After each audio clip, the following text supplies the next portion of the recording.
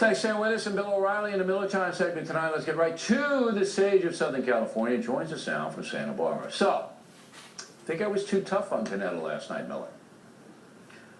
No, I thought it was collegial. I thought it was informative. Listen, Panetta makes his living existing in the, the gap between the world as it is and the world as the guy who employs and wants to imagine it to be. So he's very good at that. I guess my takeaway after listening to Leon talk is that Obama is a very smart, very courageous individual, and Leon is anticipating the moment when Obama begins to decide and act on all that brilliance and courage. So I think that's my takeaway from it.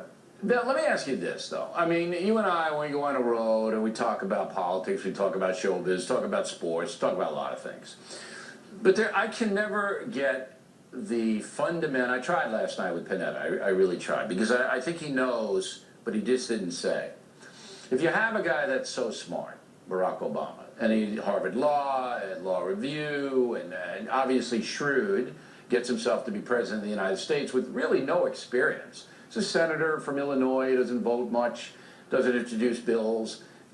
He's a very shrewd guy, and he gets the highest job in the world. All right, so then he gets in there, and things start to go wrong. I mean, you can give him a pass for a few years with the economy and Obamacare, whatever. But the last 2 years, as Panetta rightly pointed out, disaster. It's just disaster, all right? But the president doesn't see it that way.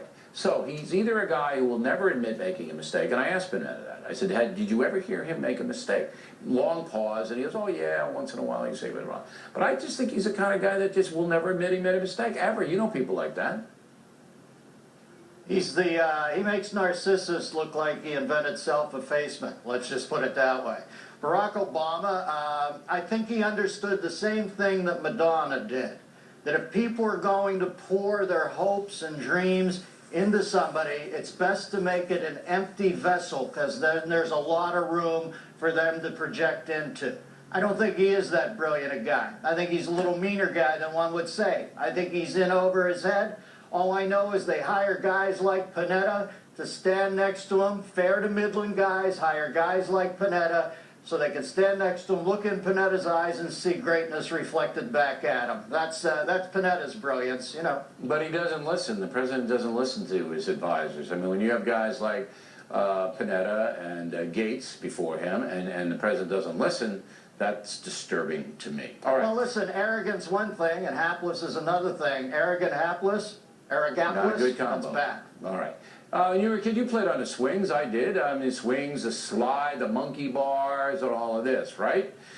Millions and millions of American children rite of passage. All right, in Washington State, 7-year-old girl Stormy Solis fell off the swings and died. And now they want to ban the swings. What do you say? Well, I think trying to manage the largely, if not completely unmanageable venture that is life is a self-defeating thing. I'm sorry the little girl died, sure. But I don't know how you conflate that with getting rid of swings. I think we're trying for perfection, and I'm not sure we're going to get it right anymore. Yeah, we overreact to everything. I think that there are going to be a lot of people hurt taking down swings across this country. Let's put it that way. Well, that's the very nature of life, is that things go wrong. There are freak accidents. Thankfully for us, Bill, most American school children are now so rotund they can't get into that swing anymore. So it's sort of it's right. You know, it's like, an airplane crashes, so okay, no more airplanes. There are going to be freak accidents, and the children, derive joy from the playground. So make them safer. Billy. Put up a little AstroTurf, that's good. Don't have the concrete like I had. Put the little grass in there, but banning that. All right, last thing.